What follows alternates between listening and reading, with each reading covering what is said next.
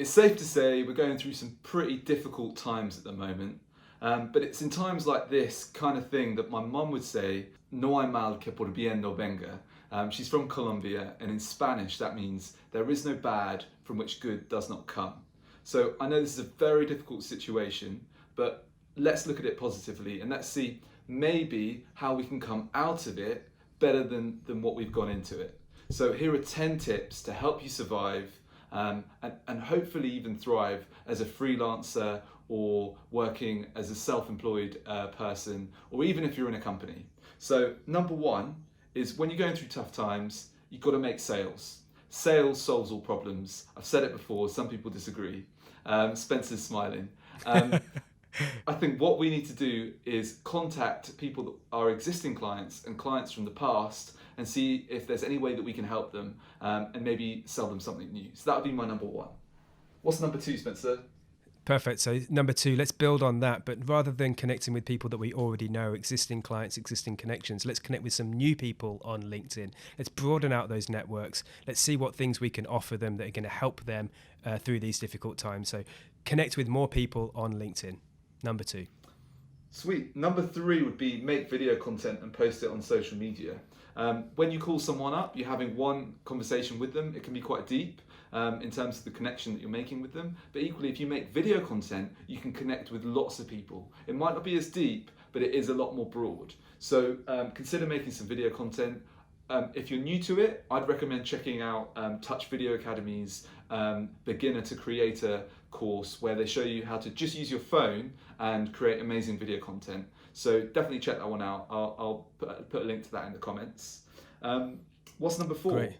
Number four, let's go a bit further on from that. Let's build some online courses. It's something that I've been wanting to do for a long time. It's something I've done in different organizations for a long time, but I want to do something on my own now, or maybe as a collaboration with a few different people. One of the things here is, I think you could talk about this, that everybody has a novel inside them. Everybody can write a book. It's the same thing, I think, for online courses. Everyone has something they can offer to people that they can put into some online content and enable people to learn some great stuff. So that could be something really small, it could be something really big. Start maybe with the video content and then move on to doing some online courses. Build an online course.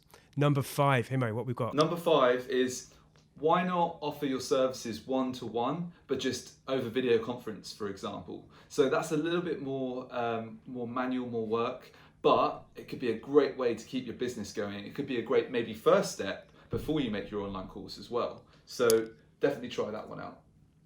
Yeah, great. I think that's a really good one. Building those connections one-to-one is such a valuable thing to do.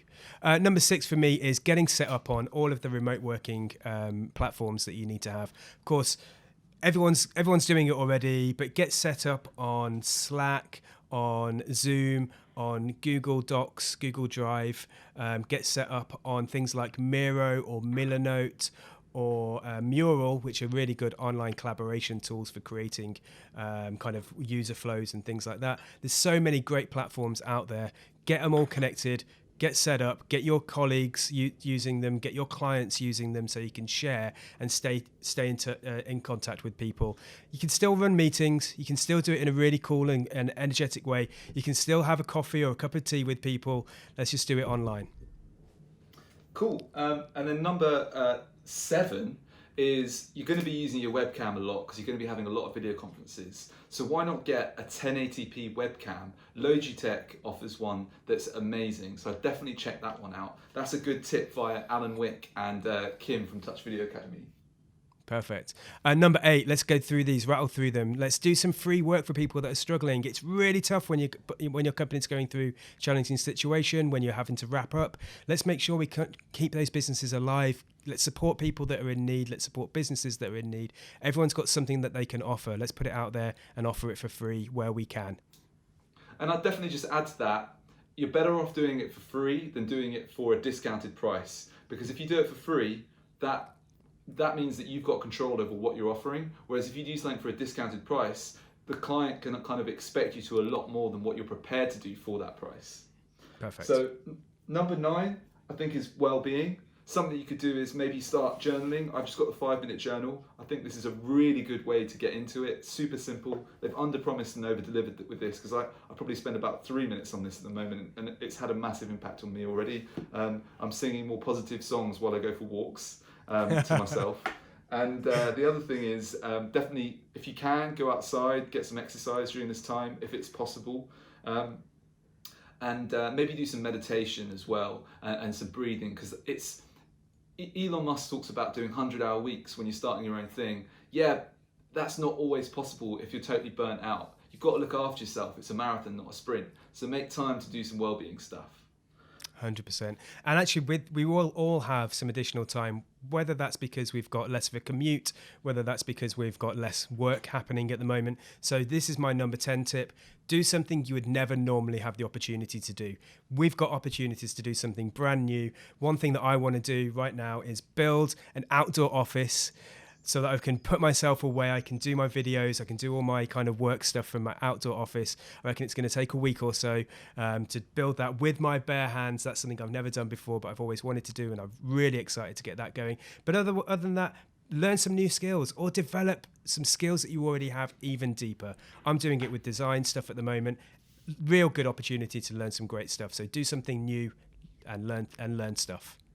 Sweet, and that might even be reading a new book, because I've got that as an icon. There we go. So read a book as well. Those are our 10 tips to survive a crisis. It's not an exhaustive list. I'm sure there's lots of other ideas that you've got yourself. We'd love to hear what they are, so share them in the comments below. Hopefully, if you found this video helpful, give it a like and maybe share it with anyone else you think might find it useful too.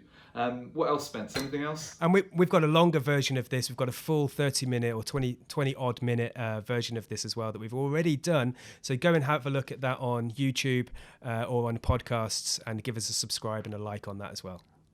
Sweet. So from Spencer and from me, Nick, cheers, and stay positive. We can get through this. Get it. Cheers.